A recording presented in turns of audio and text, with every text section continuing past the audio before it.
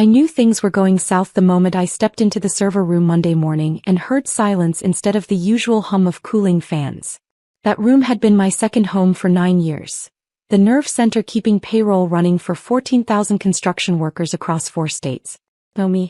No paychecks. And when construction crews don't get paid, they don't complain, they walk off the job. I'm Hannah Lawson, 46, Senior Database Administrator since this company was a quarter its current size. I run the back end for everyone from San Diego Foundation crews to Seattle steel workers. It's not glamorous, but it's honest, and I'm damn good at it. Construction payroll isn't like office payroll. These workers pour concrete in 115-degree heat, climb 30 stories in gale winds, and rebuild after earthquakes. They deserve every penny on time. If you're new here and enjoying these powerful stories, make sure to hit that subscribe button and stay tuned for more. Let me know in the comments what part of today's story touched you most. My system isn't some glossy cloud platform. It's a beast. Legacy SQL, custom scripts, and 9 years of surgical patches. I know every quirk.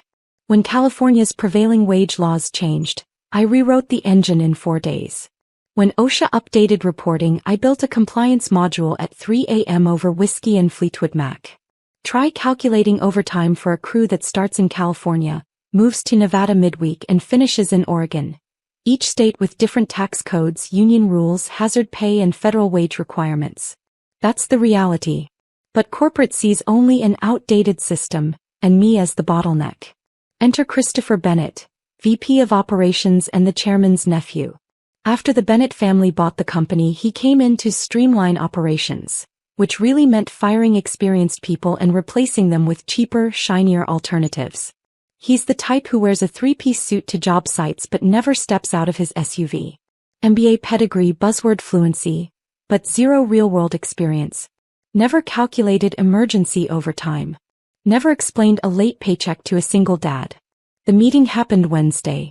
Christopher called me in with HR's Alexander Vaughn, loyal to the company, not the people. Christopher barely looked up from his tablet in his marble and glass office. Restructuring IT, he said. Moving to a more agile, cost-effective model. What does that mean for payroll? He flashed that practiced car salesman smile. Meet my cousin Olivia. Just finished her MBA. Built a revolutionary payroll model. Of course. Family first, competence second. Olivia walked in like she owned the place, designer pantsuit, iPad in hand. I've reviewed your processes, she said. Very thorough. But very manual. Better how? I asked, already dreading the answer.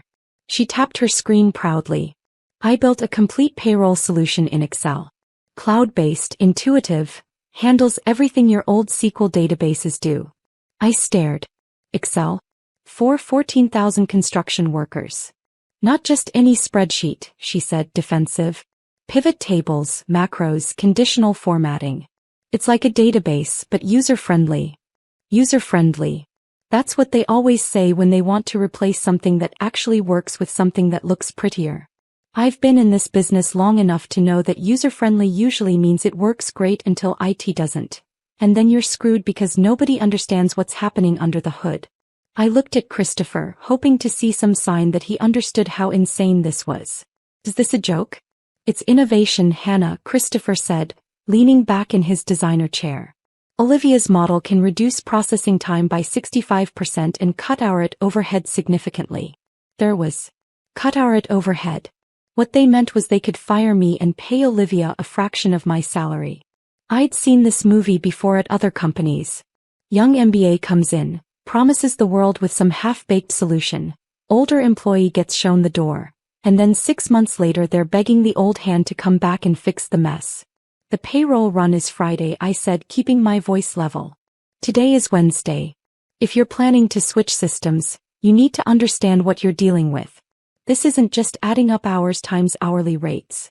I started counting off on my fingers. We have prevailing wage calculations for government contracts. Union versus non-union differentials that change based on the type of project and how many consecutive days a crew has worked. Equipment rental tracking that has to be cross-referenced with GPS data. OSHA compliance reporting. Multi-state tax withholdings where a guy can start the week in California and finish it in Oregon. Olivia was nodding along like she was following, but I could see her eyes glazing over. She thought she understood because she'd read about payroll in some textbook. I've accounted for all of that, she interrupted. My model includes lookup tables for all state regulations and automated tax calculations. Lookup tables. The California Prevailing Wage Database alone has 912 different job classifications with different rates depending on which county you're working in. The union contracts have overtime rules that would make a tax lawyer's head spin. You've got guys who get time and a half after 8 hours, double time after 12, but only if they're working on certain types of projects. Then you've got hazard pay that kicks in if they're working within 600 feet of explosive storage. But the rate changes based on what materials and how close they are. Olivia, I said, trying to keep the condescension out of my voice, have you ever calculated prevailing wages for a federal highway project? I've studied the regulations, she said. Studying and doing are two different things. You know what happens when you get prevailing wages wrong on a federal contract? The Department of Labor comes in and audits everything. They can fine us for every hour that was calculated incorrectly, going back 3 years. Christopher waved his hand dismissively. We'll have compliance reviews. Olivia's model includes error checking. Error checking in Excel. Right. Like conditional formatting was going to catch it when some crew foreman in Sacramento enters his time wrong and Olivia's lookup formula returns the wrong wage rate for 50 guys working a government job. Hannah, Alexander finally spoke up. We'll need you to provide Olivia with all the necessary passwords and documentation for a smooth transition.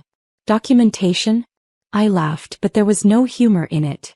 Most of the critical processes are in custom scripts I wrote over the past 9 years. The real knowledge isn't documented anywhere, it's in my head. That's the thing about systems that actually work in the real world. They're not built from some textbook. They're built by people who've been doing the job long enough to know where all the bodies are buried. I know that the time clock system in the San Jose warehouse has a glitch where it sometimes double stamps entries after midnight, but only on Thursdays, and only if the network load is high. I know that the union contract for the concrete crews has a clause about meal breaks that nobody else remembers, but if you don't account for it, the guys don't get their meal penalty pay. Olivia doesn't know any of that. She's got her pretty spreadsheet with its color-coded cells and its fancy formulas, but she's never had to explain to Frank Sullivan why his crane operators are showing up as earning less than minimum wage because some calculation went sideways. Then we'll need you to document everything before you go, Christopher said, and that's when I knew for sure they'd already made their decision. They were giving me my walking papers and expecting me to train my replacement. When's my last day? I asked. Friday, Christopher said. After the payroll run. We want to make sure there's a smooth transition. And if the transition isn't smooth, it will be. Olivia jumped in again. I've tested my model extensively. On what data? Sample data from the HR system. Plus some theoretical scenarios. Sample data. Theoretical scenarios. She tested her revolutionary payroll solution on make-believe numbers. It was like testing a race car by driving it around a parking lot at 5 miles per hour and then assuming it would handle the Indianapolis 500. I stood up, my knees popping the way they do when you've been sitting too long or when you're about to make a decision you know you'll either regret or celebrate. Right then. I guess we'll see how it goes. That's the spirit, Christopher said, already looking back at his tablet.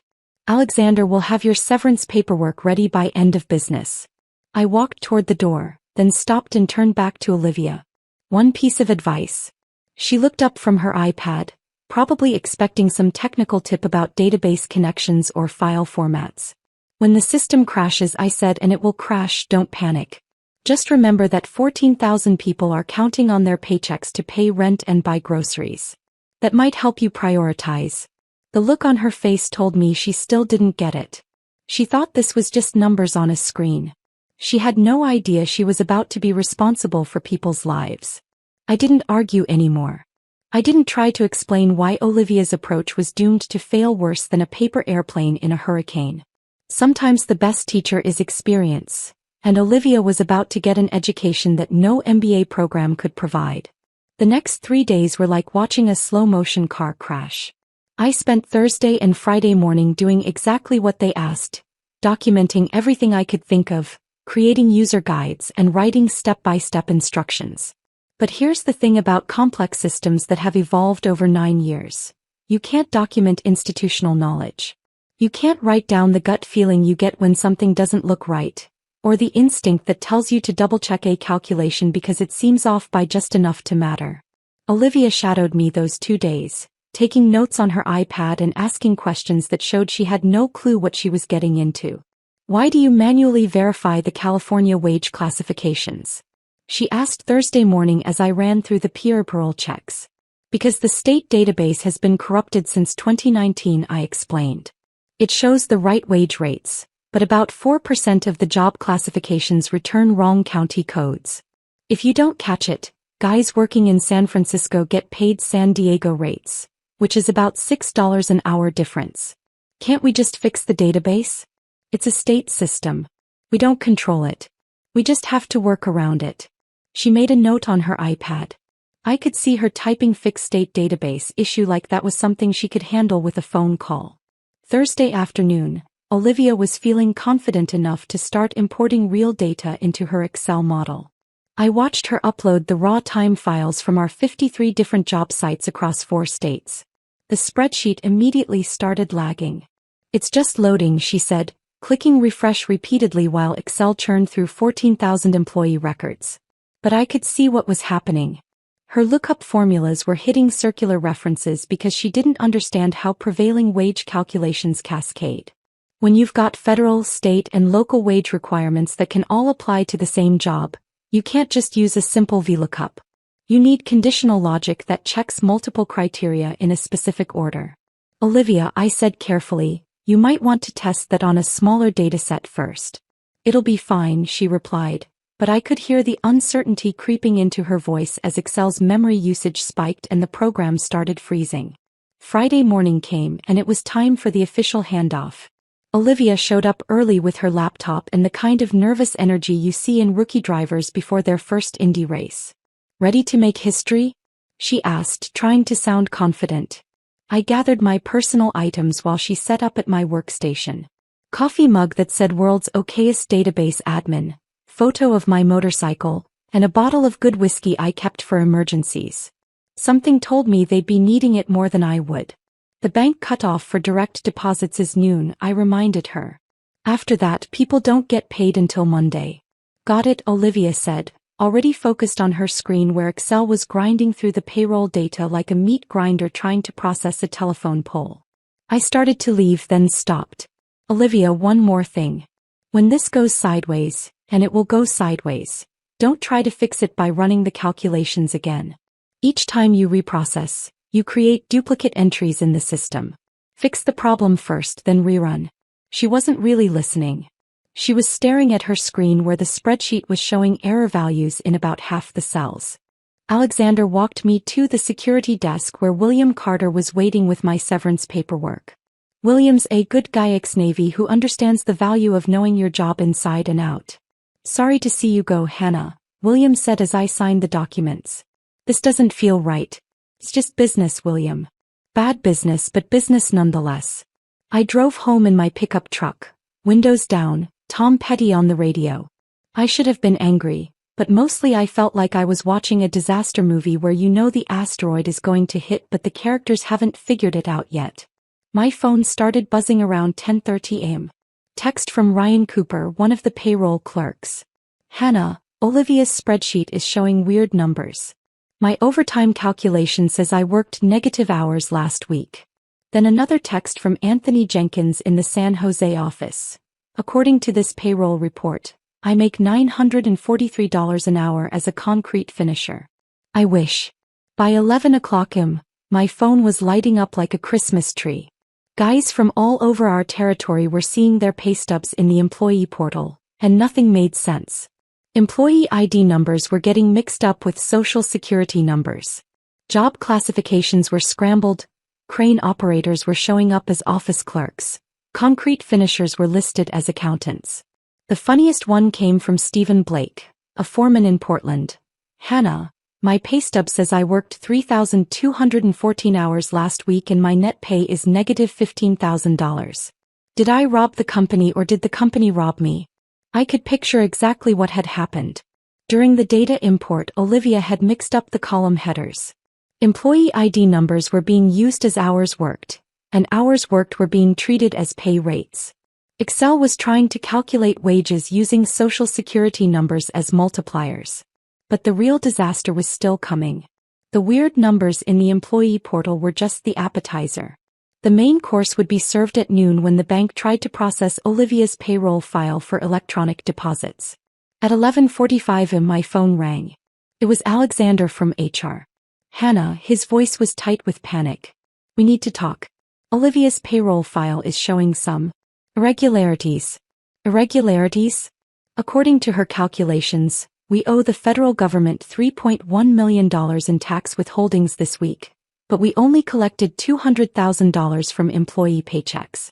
I pulled into my driveway and sat in the truck, listening to Alexander explain how Olivia's Excel model had managed to create what was essentially a mathematical black hole. Also, Alexander continued, the bank is questioning why we're trying to direct deposit $52,000 to one concrete mixer in Eugene, while simultaneously deducting $27,000 from a crane operator's pay for something called equipment rental recovery fees. Has anyone told Christopher yet? He's in meetings all day. Olivia said she could fix it. Famous last words.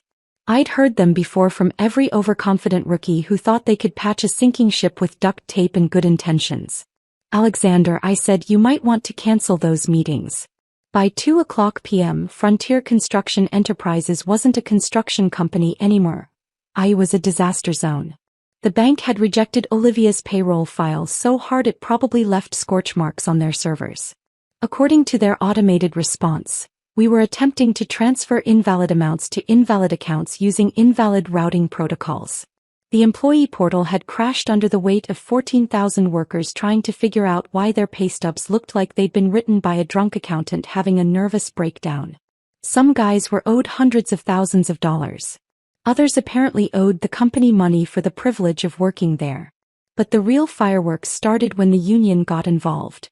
Frank Sullivan has been representing construction workers for 28 years. He's built like a linebacker, talks like a truck driver, and has zero patience for corporate nonsense. When his guys don't get paid, Frank doesn't send strongly worded emails, he shuts things down.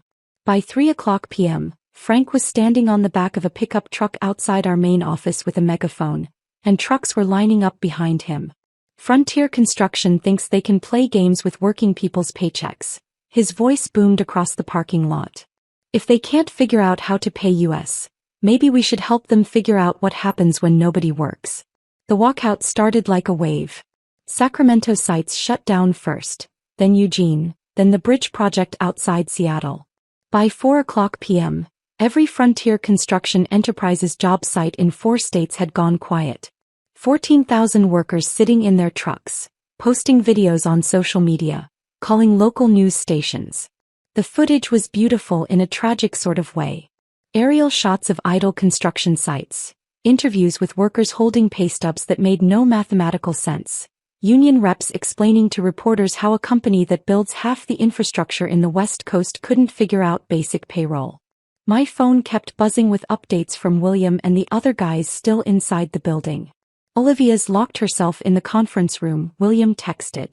She's been trying to fix her spreadsheet for 4 hours. But every time she changes something, IT breaks something else. Another text, Christopher's been screaming at its support all afternoon. Apparently Olivia deleted the original data when she tried to reload the file. That made me chuckle. Of course she did. When you're panicking and something's not working, the natural impulse is to start over. But when you start over in Excel without backing up your work, you lose everything. Olivia had just erased the only copy of the raw payroll data. And the backup systems only worked if someone who knew what they were doing set them up properly. The weekend passed in a blur of news coverage and angry social media posts. Frontier Construction Enterprises was trending on Twitter for all the wrong reasons. Construction workers were sharing screenshots of their impossible pay stubs. Local news stations were running stories about the walkout. Labor advocates were calling for state investigations. Christopher Bennett went on the local news Saturday night looking like he'd aged 10 years in 2 days. He gave some carefully prepared statement about unforeseen technical complications during a routine system upgrade. He promised that everyone would be paid by Monday morning and that the company was working around the clock to resolve the issues. What he didn't mention was that Olivia's Excel disaster had created problems that couldn't be fixed over a weekend. The payroll data was corrupted. The bank had frozen our operating accounts. The state labor boards in 4 states were opening investigations. And 14,000 workers were still sitting in their trucks refusing to work until they saw actual money in their accounts. Monday morning, I was sitting on my porch drinking coffee and reading news articles about our payroll crisis when my phone rang. Christopher Bennett. Hannah. His voice sounded like he'd been gargling gravel. Morning, Christopher. Saw you on the news Saturday night. Nice interview. I especially liked the part where you said the problems were caused by unforeseen technical complications. Cut the sarcasm. The state labor board is opening investigations in 4 states. The union is talking about a class action lawsuit. The bank froze our operating accounts because Olivia's payroll file made their fraud detection system think we'd been hacked. Sounds like quite a situation. I need you to come back. Consulting basis. Name your price. I'd been waiting for this call since Friday afternoon. $20,000. Cash up front. Plus a new contract at triple my old salary. Done. I'm not finished.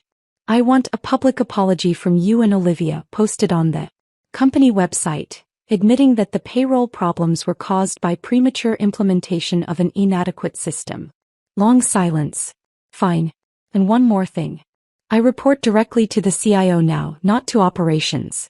I'm done dealing with people who think Excel is enterprise software. Whatever you need, Hannah. Just fix this. I have one final condition, I said. Olivia gets reassigned. Permanently. I'm not training anyone from your family ever again. She's already been moved to marketing research. Good. I'll be there in an hour. I drove back to the office Monday afternoon. The parking lot still had union guys camped out, but they waved when they saw my truck. Frank Sullivan walked over as I was getting out. Hannah. Tell me you're here to save our asses. Working on it, Frank. You guys should see some action by Wednesday morning. What about back pay for the time we've been sitting here? Every penny. With overtime for the guys who were scheduled to work. Frank nodded and stepped back. All right, everyone, Hannah's here. Let's give her some space to work. I walked into the building like I owned it. Because for the next few days I basically did. The server room felt like coming home after a long trip. I fired up my workstation and started digging through the wreckage Olivia had left behind. It was worse than I'd expected. She hadn't just corrupted the payroll data, she'd managed to lock the database tables, create circular references in the tax calculation modules, and somehow convinced the system that we employed 943,000 people named error. William stopped by the server room around 5 p.m. with a sandwich and coffee. Thought you might need this, he said. How bad is it? But fixable. I'll need about 20 hours of solid work. William nodded. I'll make sure nobody bothers you. There's a blanket and pillow in the break room if you need to crash for a few hours. Thanks, William. The next 20 hours were a blur of SQL queries, custom scripts, and careful data reconstruction. The good news was that I'd set up redundant backup systems years ago, systems that Olivia didn't even know existed. The transaction logs were all there, buried in archived files that required specific credentials to access. I rebuilt everything from scratch. Employee records, time entries, wage calculations, tax withholdings. I cross-referenced everything against the physical time cards that our site supervisors still filled out as a backup. It was tedious work, but it was the only way to ensure accuracy. By Tuesday evening, I had a clean payroll file ready. I ran it through every validation check I could think of. State-by-state tax calculations. Union contract compliance. Prevailing wage verification. OSHA reporting requirements. Everything checked out. Wednesday morning at 6 a.m., I hit the transmit button. The electronic funds transfer went through without a hitch. 14,000 workers would wake up to find their correct paychecks waiting, plus overtime pay for the 3 days they'd lost sitting in the parking lot. I walked out of the server room for the first time in almost 2 days. My back ached, my eyes were burning, and I probably smelled like a combination of coffee and desperation. But the job was done. Frank Sullivan was waiting in the lobby with a group of union reps. When he saw me, his face broke into a huge grin. "Hannah Lawson, you beautiful miracle worker. The guys are seeing their deposits now. Everything looks correct. Good. Tell everyone to double-check their statements. If anyone sees any discrepancies, have them contact me directly." Frank extended his hand and I shook it. "You saved a lot of families from a very rough week. We won't forget that." The union guys filed out, already making calls to get the work sites back up and running. By noon, the parking lot was empty. The trucks were rolling back to their job sites. The crisis was over. Christopher called me to his office Wednesday afternoon. He looked like he'd spent the past 5 days in a war zone. His expensive suit was rumpled, his hair was a mess, and he had dark circles under his eyes. "It's done," I said before he could speak. "Everyone's been paid correctly, including compensation for the walkout days. The bank has unfrozen our accounts. The state labor boards have suspended their investigations pending final verification." "Thank you," he said quietly. "Where's Olivia?" "Reassigned to marketing research.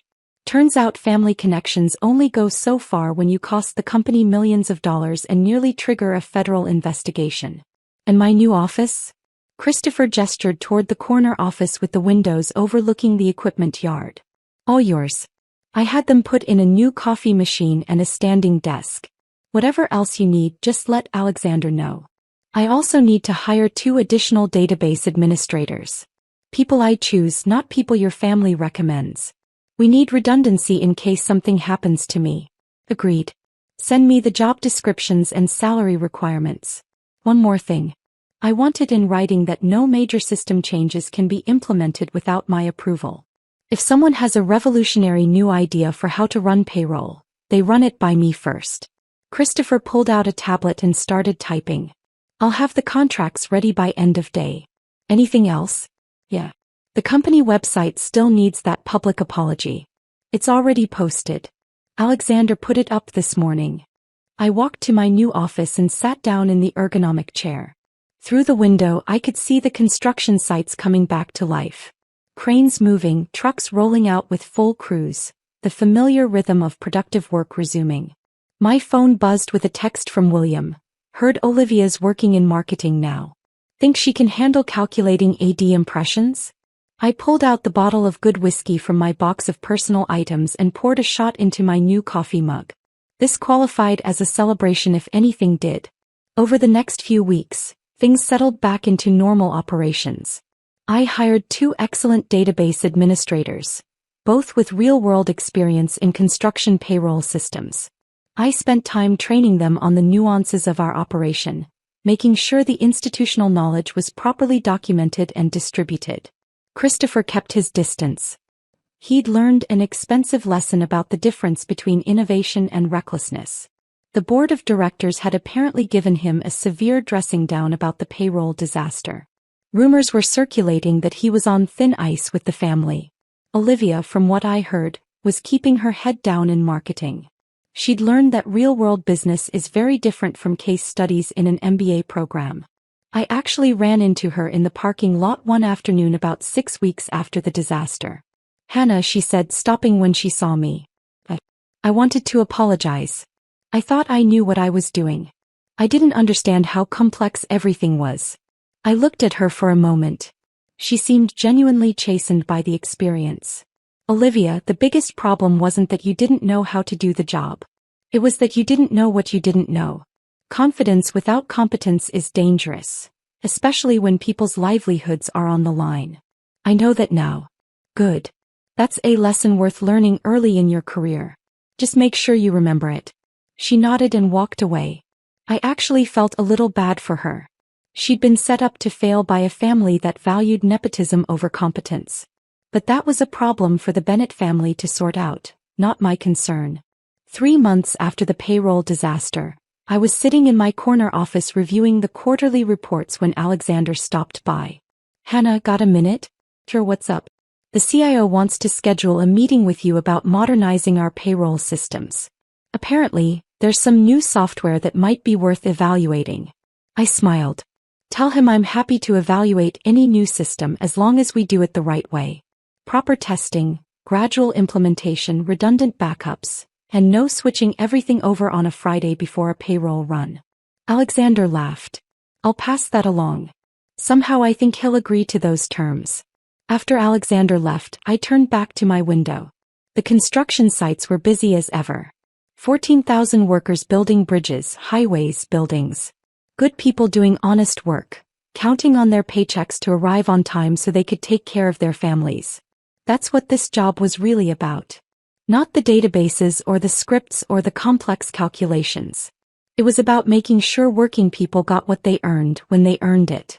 No shortcuts, no compromises, no letting someone with a fancy degree and no real experience gamble with people's livelihoods. I opened my desk drawer and pulled out the bottle of good whiskey. Poured myself another shot into my coffee mug and raised it toward the window. Here's to keeping the beast running and making sure working people get what they've earned. That's worth drinking to. The intercom on my desk buzzed. It was Ryan Cooper from Payroll. Hannah, we've got a question about the new California overtime regulations. Do you have a few minutes? Be right there, I said. I set down my coffee mug and headed to the payroll department. This was the job. Answering questions, solving problems, making sure everything ran smoothly. IT wasn't glamorous, but it was important. And now, finally, the people in charge understood that importance. They'd learned that some jobs can't be outsourced to spreadsheets or handed off to inexperienced family members. Some jobs require expertise, experience, and the kind of institutional knowledge that takes years to develop. The payroll disaster had cost Frontier Construction Enterprises a lot of money. The walkout alone had resulted in over $5 million in lost productivity. The emergency payments to make workers whole had added another $2 million. The legal fees, the state investigations, the damage to the company's reputation, all of it could have been avoided if Christopher had just listened when I tried to explain what was at stake. But they'd learned. Christopher had learned. Olivia had learned. And the company had learned that cutting costs by firing experienced people isn't always the smart financial decision. As I walked into the payroll department, I saw my team working diligently at their computers. The 2 new database administrators I'd hired were already proving their worth. They asked smart questions, they documented everything, and they understood that attention to detail wasn't optional when you were dealing with people's paychecks. Ryan looked up when I walked in. Okay. So the new California regulations say that overtime calculations change for employees working more than 55 hours in a week on public works projects. But I'm not clear on how that interacts with the existing union contract overtime provisions. Good question. Let's pull up the contract language and walk through it. We spent the next 30 minutes reviewing the regulations, the union contract, and the specific scenarios where the new rules would apply. It was detailed work. But it was exactly the kind of work that prevented payroll disasters. When we finished, Ryan sat back in his chair. Man, I don't know how you keep all this stuff straight. There are so many moving pieces. That's why experience matters. You'll get there. Just keep asking questions and never assume you know something until you've verified it. I headed back to my office, feeling satisfied. This was what the job was supposed to be. Mentoring younger employees, solving complex problems, making sure the system ran smoothly so that 14,000 workers could focus on their jobs without worrying about whether their paychecks would be correct. The rest of the afternoon passed in a comfortable routine.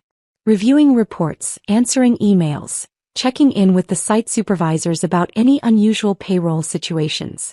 At 5 o'clock I shut down my computer and headed out. In the parking lot I ran into Frank Sullivan loading gear into his truck. Hannah, how's it going? Good. Everything running smooth. Like clockwork. Haven't had a single payroll issue since you came back. The guys appreciate it. Just doing my job. Frank shook his head. Nah, it's more than that. You see the people behind the numbers. That's what makes you different. I drove home that evening with the disaster behind us. Systems stable, workers paid on time, and a new contract that finally reflected my worth. As I pulled into my driveway, my phone buzzed. William, saw the news. Another company's modernizing payroll with some new AI system. Wonder how that'll go. I texted back, not our problem. We'll be here when they need someone to fix their mess. I poured a glass of good whiskey and sat on the porch. Somewhere across 4 states, 14,000 workers were heading home knowing their paychecks would be there Friday morning. That's what made the job worth it. Not the title, not the office, but knowing the work mattered. Hannah Lawson, Database Administrator. Keeper of the payroll beast. Protector of working people's paychecks. Here's to keeping the beast running, and to doing the job right even when everyone else believes there's an easier way. That's worth drinking to. Maybe.